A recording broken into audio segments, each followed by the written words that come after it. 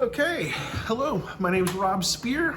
Today I'm going to show you how to use a digital ultrasonic parts cleaner I purchased off of Amazon that comes with the record spinner to clean your vinyl records incredibly well. I'm going to clean, this machine cleans 8 at a time. I've got my 8 records all set. The products we're going to use today are, we've got distilled water, okay? We've got Tergikleen. We've got a meat thermometer, digital meat thermometer. And we've got a Record Doctor carbon brush. We have a record holder for drying rack. And we've got a high pressure sprayer to rinse the records off with a little bit of pressure. It's not high pressure, low pressure sprayer. This is recommended by the Tergikleen. And I've got a big giant rinse bucket. Okay. So I'm just gonna begin. So here we go. I've got the machine set up to 20 degrees Celsius. Before I put the records in, I'm gonna use a meat thermometer to check the temp, but I'm not quite there yet. I've got my pucks. If I've done multiple runs, this is my first run today, but if I've done multiple runs, I'm gonna make sure that these are dry every single time. And I'm gonna, and then, almost forgot. We have our, these are window suction cups for holding up windows. Get these at Harbor Freight. All the links, you probably see them popping up all over the place. Little clouds here, there, okay? And and I've got this little bit of marking stickers. This is just this just helps me keep track of the records that I've already processed through the machine. I've done approximately 400 records, 500 records in this machine so far. I've done almost 100 records the way I'm going to show you that I've done it. And this is basically pretty much guarantees you're going to have nearly click-free, perfectly clean vinyls that are going to be in good shape. Okay, so I'm just going to start the process. I'm going to hit fast forward through the stuff as we go. So you'll see the whole video, the whole process, the whole time, etc. Okay, so I've got my 8 vinyls. The first thing I'm going to do is I'm going to take my vinyls out. And I'm going to put them into the record drying rack. I like putting them into the record drying rack first. It just, I don't know why. I've done it, I started by going straight from the records to the machine in the past, and I just prefer to do it this way. And it seems to be like less fumbling around. All right. Okay.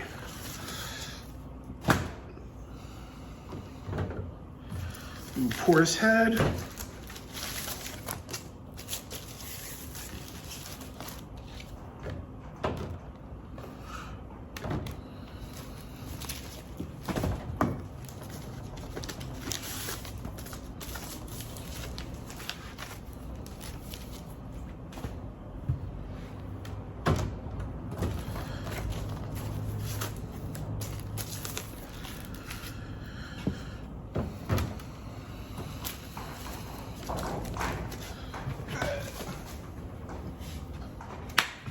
Okay, so I've now got all my vinyls here.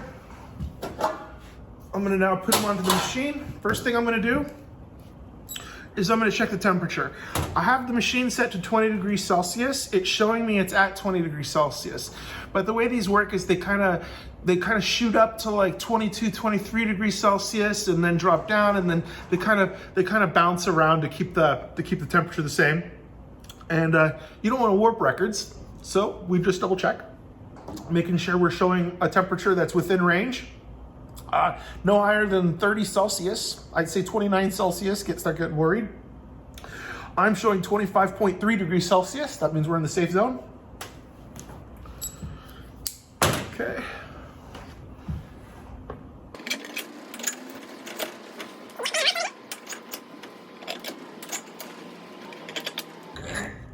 So a little background. I've watched all the videos to do this from multiple people on YouTube here, and kind of compiled all the information together and developed my method.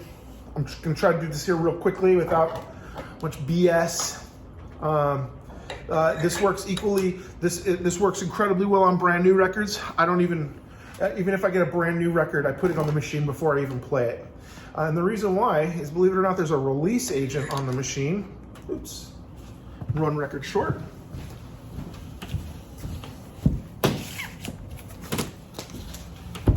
There's a release agent on records, so when they pull it out of the machine, they don't stick.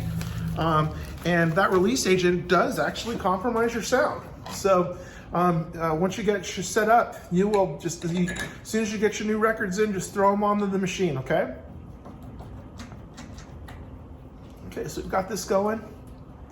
So inside the machine, it's also in the directions for your Tergikleen product.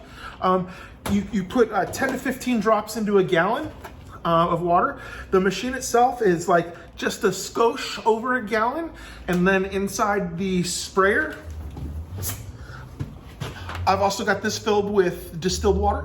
I got the 2-gallon one. That way I could fill it up most of the way, and it doesn't fall over on me when I'm messing around. Make sure to clean the sprayer out when you get it. Before you actually start using it, you need to give it a good cleaning. Soap and water, and then maybe clean it with some isopropyl alcohol or something that's going to evaporate off and not leave any residues or something inside there, because we got to make sure everything's all clean, right? So we got to use the distilled water because it won't leave any mineral deposits on there. You can also use deionized water. It's a lot more expensive. I haven't used any yet. I've kind of gone back and forth about it, but this seems to work incredibly well, and it works just incredibly well. This will be the first run on this batch of Tergikleen. So when we're done, I'll actually show you what's come off of these 8 records, okay? So now I'm gonna just turn this on, now start spinning. I've already checked to make sure that my machine is in a safe zone. I'm gonna check again, just to be thorough. With the cap off, the temperature's dropped now to 25 degrees Celsius, which is fine. And it'll probably increase a couple of degrees Celsius while the machine is running. I'm gonna lower the machine down carefully. I wanna make sure I don't get the labels wet, okay? And then I'm gonna check the water level, and I'm gonna make sure the water level just goes into the runoff on the record, okay? So this one needs a little bit more.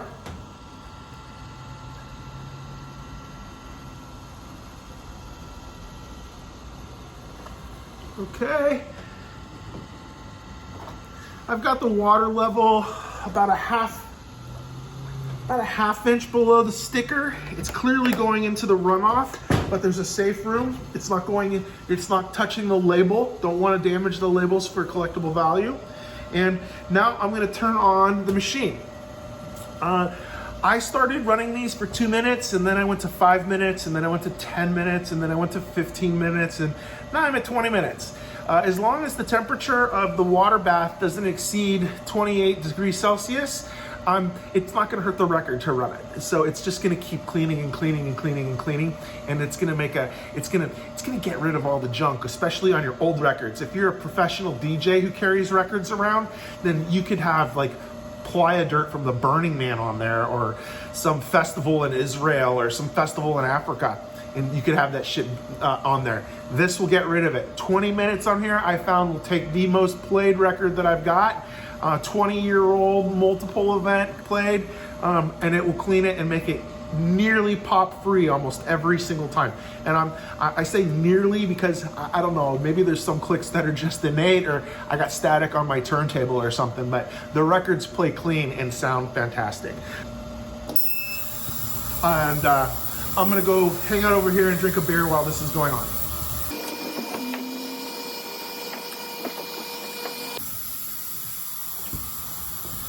Okay, we're back. It's been about 15 minutes.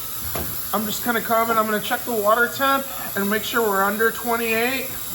And I'm showing 24.9 Celsius.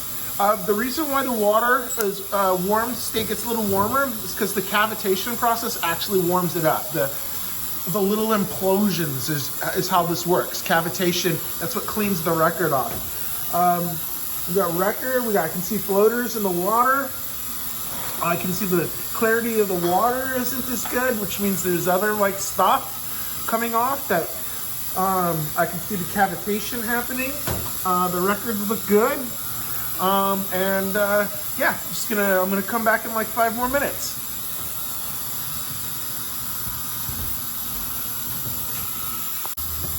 Okay, we're down to just about 1 minute on the ultrasonic portion of it. What's going to happen now is I'm going to pump up my water pressure sprayer and make sure it's got some decent air pressure in there so it has some good water pressure sprayer action for the rinse. I'm going to make sure my suction cups are dry, particularly if I've already done a run previously. Excuse me. And I'm going to make sure they're dry. That's why I've got these microfiber cloths here to set everything down. I'm going to need another microfiber cloth as well. So I've got another lint-free microfiber cloth. I'm going to end up using this to rinse off the vinyl to dry off the vinyl after I rinse it off to accelerate the drying process. It can take a while depending on the temperature and humidity of your shop. So just getting a little bit off. Got my little carbon fiber record cleaning brush here too. So now I'm going to raise my records out of the solution. I'm going to turn the machine off just for a sec. I will be turning this back on and I'll explain that why in just a sec. So I'm going to take this off. Okay, now I'm going to turn this back on. So the reason I'm turning it back on and let it spin is because I found that in the length of time it goes from the 1st to the 8th record, sometimes the 8th record was mostly dry, and worried about the solution drying on the vinyl. It explicitly says it has to be rinsed off in the directions of the Tergikleen. So what happens here is, since it's still spinning, the whatever solution's on the record is just going to keep rotating around the record as it goes. Some of course is going to drip off, but I found this as successful to make sure that the 8th record is still wet all the way around both sides when I take it off for the rinsing portion of it. So now that's what I'm going to do here is I'm going to pump up my water. I've got a 2-gallon sprayer here that's been cleaned out and filled with distilled water. Okay, put this back to the ground. Oops. So just get a good high pressure.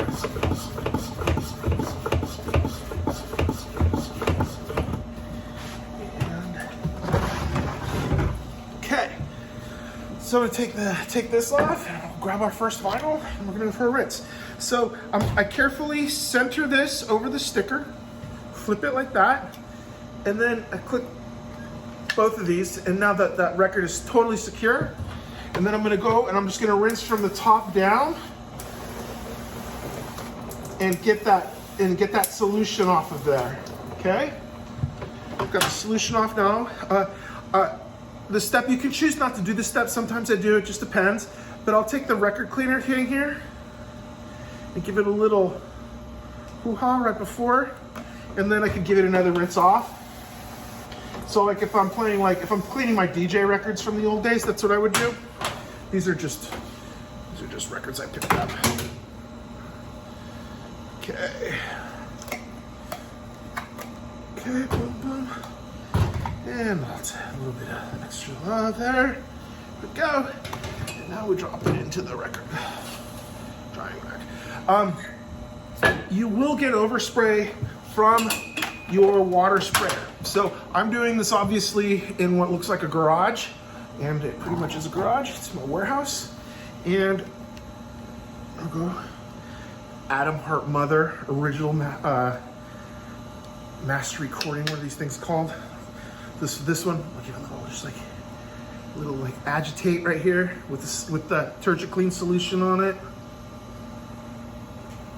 Careful not to drag anything across it. This record's actually quite valuable. And rinse it. Okay. Now I dry the record off. Mostly. And put it here. And here we go. I'm gonna hit fast forward here while I do the rest of these.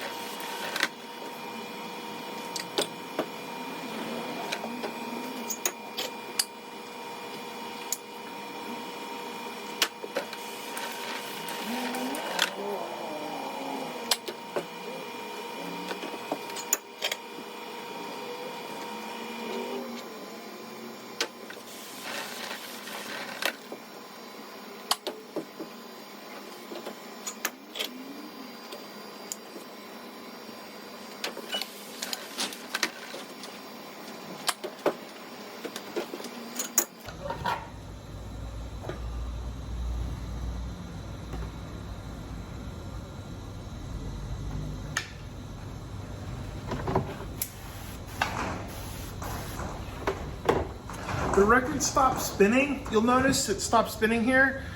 This hole for this record is bigger than others. So what I did is I dampened the record again. Now I'm taking my record doctor cleaning brush to it. And now I'm gonna do a final rinse on the record.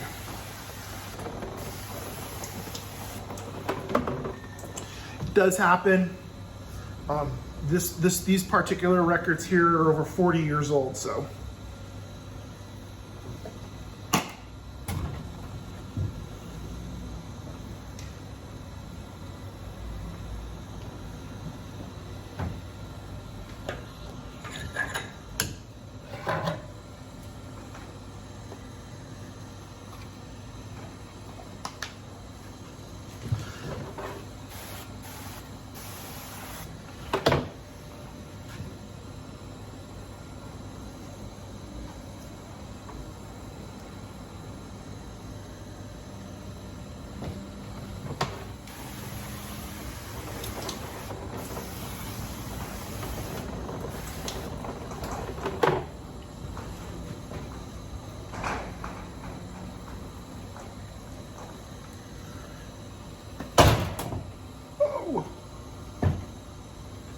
Got lucky there. That time, I don't know if you noticed what I did is I used only one and pushed them together and then used one suction seal because it's faster, but that's what can happen to you. The safest way to go is to make sure that you have both of them opened, put them on, and then suction them both at the same time. And then what just happened you saw here was from being lazy and my record fell. Could have damaged the record. So there was an exact demonstration of what not to do right there, okay? Don't be lazy. This is not about lazy. Okay, so now all my records are clean. My water looks pretty good. It's changed color. It's kind of hazy. I don't see too much fuzz in it. Sometimes I see a lot of fuzz. So I'm gonna reuse this water again. I find that, you can do 3 to 4 batches of records most of the time before it gets kind of concerning. The distilled water is only $2 a gallon, and the Tergikleen, 15 drops. I've cleaned 400 records, and I'm only used as much of from my finger to the top. From here down, that's all more cleaner. Hundreds and hundreds of records. So now, what I would do, I'm gonna get ready for the next run. So I'm gonna put my things over here. I'm gonna get my cloth, and I'm gonna dry off all these little pucks.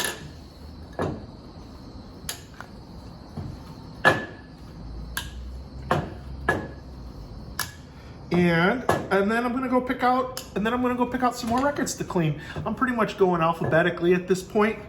I started with all of my favorite records, and then as it's gone now, I'm just finishing up all the others. Just going through them. What's not gonna happen next is after these completely dry off, I've got these red dots. Dot stickers. I'm using red. And what I'll do is, a little bit of water here. And what I'm gonna do is when I'm done, I will put one of those red dots on the upper corner here, and that tells me that the record has already gone through the cleaning process. So I won't play it until that record's clean, until that record's for sure clean. And then I'm done. Before I start the next batch of records, I will grab my meat thermometer again, and I will check my temperature of the water and make sure I'm still in the safe zone. And then, of course, during the next run, I will then come back and check the pressure, the temperature several minutes in, just to make sure it goes. I'm pretty secure at this point at 20 that this machine will not overshoot into the dangerous zone. I have run this at higher temperatures, and I have warped a whole set of records in about 1 minute. And so don't do that. Watch your temps, okay? And then I will show you in a later video, I'm perfecting right now how to flatten warped records. Isn't that a surprise? And I will, that'll be my next record making video. Give me a couple of weeks on that one. And a couple of weeks from today, who knows, you could be watching this 5 years from now. All the links are to the items that I'm using here are in the description below. They are affiliate links, so if you do click those links and you purchase from there, you're gonna give me 10 cents or whatever. I'll also have a Bitcoin address below, and if you want to throw me some Bitcoin for showing you how to do this, that's appreciated too. And yeah, vinyl love, people. Keep it real. Analog. Okay, this is the final portion of the video. I'm dropping the needle on a Diana Ross.